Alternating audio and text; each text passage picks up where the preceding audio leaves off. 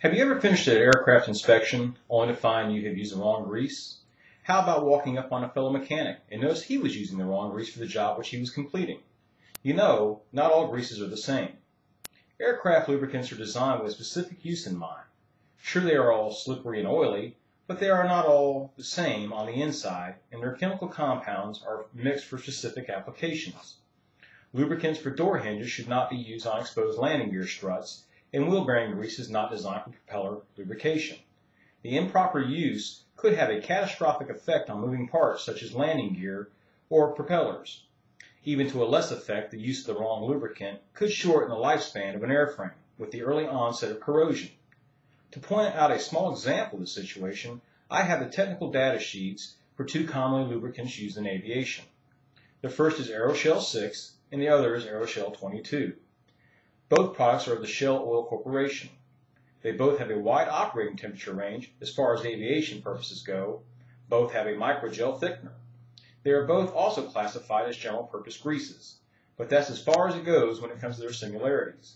You see, Aeroshell 22 is composed of a synthetic hydrocarbon oil base, and Aeroshell 6 uses a mineral oil base. As pointed out in the applications guide, Aeroshell 22 should not be used in contact with incompatible seal materials. The improper use of Aeroshell 22 on a propeller could damage the internal seals over the period of time, causing an early retirement of the part or even total failure of the component in flight. And no one wants that on their conscience or their resumes. Always be safe and sure when you are completing a service or an inspection. Take time to make sure the right grease is in the grease gun. You never won't know when someone might have mistakenly put the wrong tube of grease in the grease gun. It may say 6 on the outside, but it may very well have 22 on the inside. Granted, this may seem a little anal, but trust me, it does happen. This brings up a good question though. What do I do if the wrong grease or lubricant has been used? Most situations can be corrected easily by purging the system or component of the improper lubricant. Most propellers have 2 grease fittings per blade. One can be easily removed, and this blade can be purged of the old or improper grease. It is always best to use the manufacturer's maintenance manuals when completing a service or an inspection, or in this case, fixing an embarrassing situation. If you don't know, look it up.